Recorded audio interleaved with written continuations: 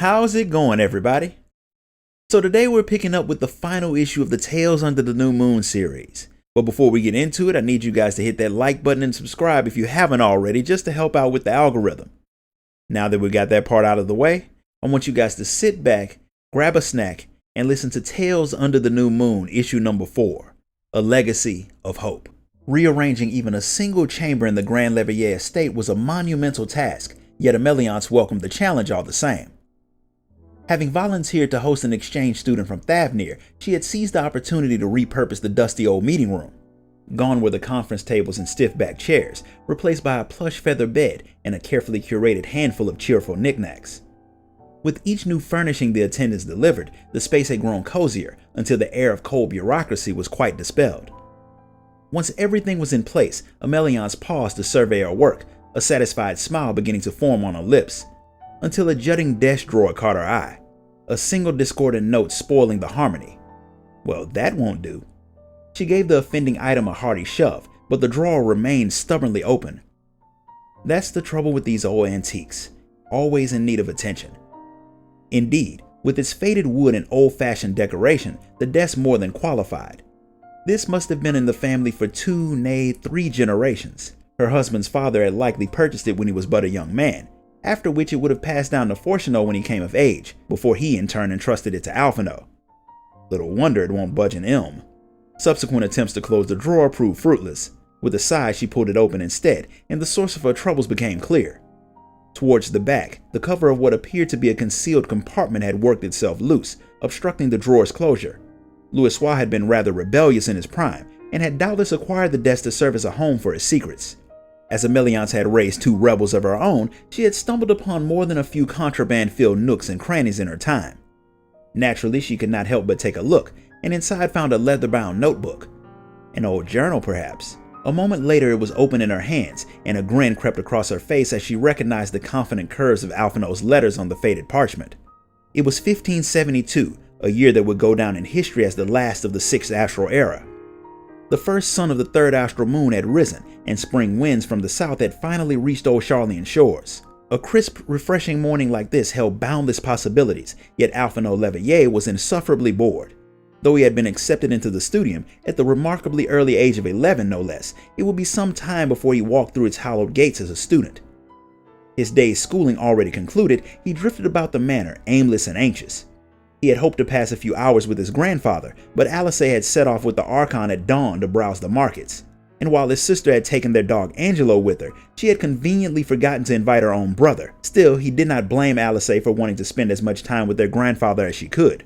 Louisoix would soon depart for the benighted realm of Eorzea across the sea, for it was not in his nature to ignore the plight of those in need. Alphino eventually resigned himself to an afternoon of reading in the gardens and made for the estate's great hall. The chamber stood dark and empty when he entered, save for a figure standing tall in the doorway. "Have you business to attend to, father?" An inspection. Fortuno addressed his own flesh and blood with the self-same terseness he would a junior colleague. Not that Alphino was deterred. It had ever been thus. How very industrious, but was this not to be a day of rest? "I do this of my own accord, not at the forum's behest." "In that case, might I join you?" The young prodigy attempted to hide his excitement, but his wide eyes betrayed him. Fortuno regarded him thoughtfully. After what felt like an age, he answered with a nod. So it was that the boy escaped the stifling walls of the estate and followed his father unto destinations unknown. Alphino breathed deep of the crisp air as he basked in the pale sunlight. Their path afforded them a view of the Agora, and unexpectedly of Alice. Curious yet cautious, he took care not to be spotted as they passed, his gaze flitting back and forth between the path ahead and the distant plaza. Alice was unattended, kneeling as she played with Angelo. Nearby, Louisoix was surrounded by a small crowd of academics. Scholarch Montaigne stood tall in their midst, flanked by the rather more diminutive Professor Rarusha and Nenalimo Tatalimo. An impassioned discussion, no doubt. Alphino suspected it would go on for quite a while. As the bustle of the city grew distant and the path steeper, Alphino realized they were bound for the rostra. The proud hill had once been an open forum, where all were welcome to take part in grand debates. Now, however, only the 99 members of the forum, his father included, were granted that privilege, and they conducted their deliberations behind closed doors. What manner of personal matter would necessitate a visit here of all places? "Stay close." They entered through a small doorway on the building's left, where a dimly lit stairwell awaited them, extending deeper and deeper until it finally gave way to a sizable chamber. Alphino's eyes were drawn to a set of 2 metal gates under heavy surveillance. From somewhere below, he could hear the quiet chatter of scholars, though he was more acutely aware of the sentries' questioning gazes. There were few in Charlian who did not know his father, however, and they visibly relaxed as Fortunato identified himself. After fielding the relevant procedural inquiries and paperwork, the Leveillé stepped through the gates and entered a circular room. Moments later, the floor shuddered and sunk beneath them, a metallic hum accompanying its descent. They had, Alphino belatedly realized, boarded a lift. As his mind raced with possibilities, the cold marble walls of the forum suddenly vanished, and a beautiful horizon stretched out beneath him. Father, what is all this? You must surely have heard the rumors surrounding Labyrinthos. Charlian had been built over a dormant volcano, and some whispered of an artificial ecosystem hidden in the hollow caldera. A vault to house flora and fauna from every corner of the star. But never in my wildest dreams. Alphino gaped in awe at the artificial sky, brilliant blue in the light of a man-made sun. The lift screeched to a halt as they reached the ground, and he caught his father smirking as they strolled into a stone courtyard. A marvel, is it not? The wind generators were but recently completed. After initial testing, I was not convinced they would function as required, but it appears my concerns were unwarranted. Artificial though it was, the breeze was no less pleasant than the one that they had enjoyed on the surface. Strands of Alphino's hair danced in the wind while the false sun warmed his shoulders. He approached the parapet, admiring the rising and falling of the verdant hills. It's as if we've left Charlian entirely, he uttered in quiet wonder. His father was but a few steps behind, ready with an answer. We sought to recreate the milder climes of Corvos in southern Ilzabard. The Garleans call the region Locus Amonis, their utopia. Seeing this, one can understand why. It was rare for his father to speak at such length, or with such passion. The scenery was idyllic, but Alphino suspected this utopia had not been created without substantial difficulty. Later, Fortunato took him to Logisticon Alpha, where Alphino listened intently to lectures on the weather systems. It was a veritable feast of knowledge. To be surrounded by the latest in Charlian technology made his heart soar, and he wished for nothing more than to learn all he could about the inner workings of Labyrinthos. They had joined a tour to see more, and once it had ended, Alphino motioned towards a wooded road to the north. Might we venture further in? His father shook his head. Our business here is concluded. It's time I took you home. Alphino's heart sank like a stone as he felt the magic of this wonderful world begin to fade, but he knew from his father's tone that the matter was settled. I must be reasonable. Mature. The boy took a breath and nodded, his calm countenance befitting that of a Leveillé. And then he felt the spark of childish hope flicker once more. But Fortunato, dearest, 'tis the perfect weather for a picnic. As if by divine providence, Alphino's mother had materialized behind them, bearing a hefty woven basket and the promise of delicious respite. Alice and Louisoix waited not far beyond, laughing as Angelo frolicked in their midst. You've all been having such lovely adventures without me.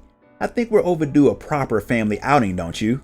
Emeliance's voice was gentle as sunshine, but neither Alphino nor his father was so naive as to presume this was a suggestion. Not even the Forum United could deny her. Thus did the Leveillés proceed to picnic on the grassy hills of the medial circuit.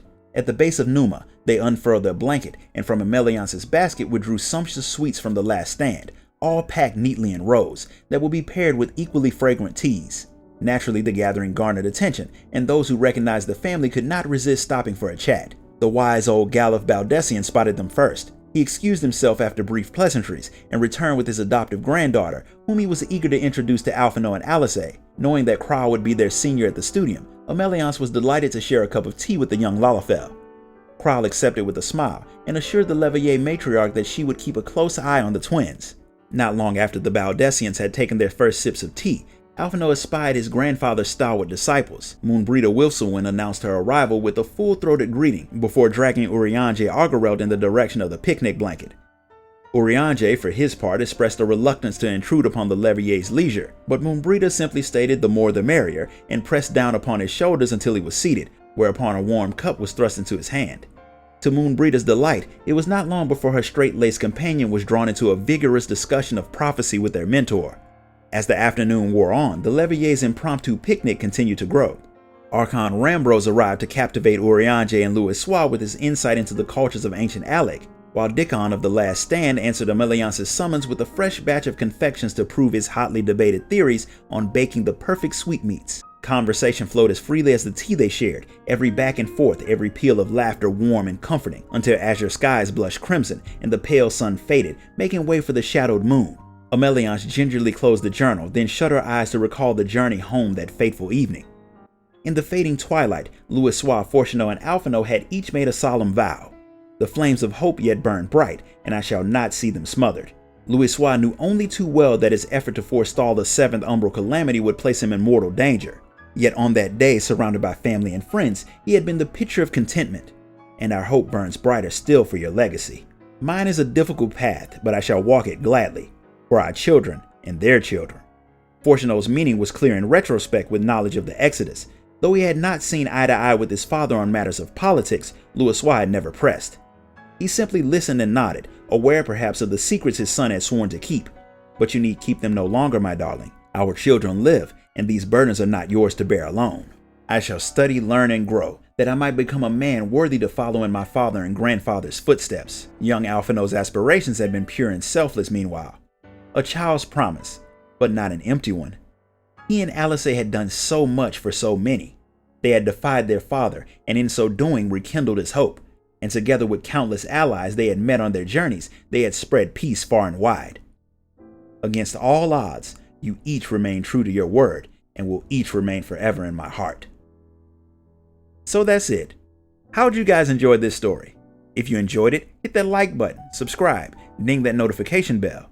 And if you really want to show your support, you can donate to the channel through the link in the description. Until next time, guys. Later.